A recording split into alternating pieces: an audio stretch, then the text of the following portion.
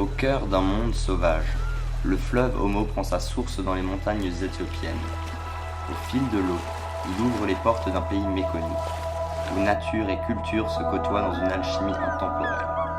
Entre montagnes et savanes, notre expédition a pour but de parcourir les 760 km du fleuve en packraft. C'est à l'aide de ces canoës, gonflables, légers et maniables, que nous tenterons d'accéder à l'inaccessible, à ces tronçons de rivières qui se cachent au-delà des gorges et des falaises, et qui s'étendent à l'horizon.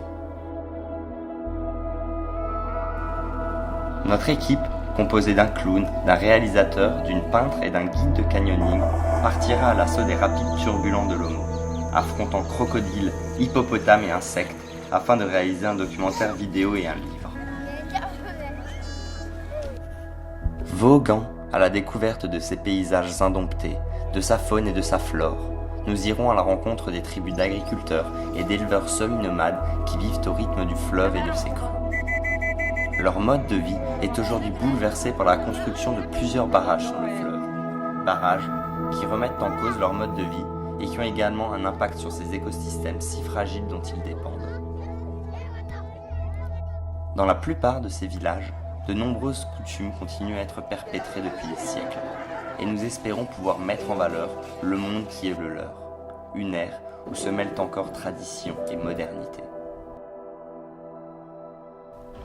Pour nous, une aventure s'inscrit toujours dans la dualité permanente de découvrir et de faire découvrir. Et comme nous sommes persuadés que le voyage se doit d'être un moment d'échange, nous avons décidé de profiter de cette aventure pour faire découvrir aux populations locales les arts du cirque. Ainsi, cet objectif sera le fil rouge de notre expédition. Nous nous arrêterons de village en village pour initier jeunes et anciens au jonglage et autres clowneries. Outre la dimension sportive et naturelle, c'est surtout la dimension humaine de ce voyage qui nous motive.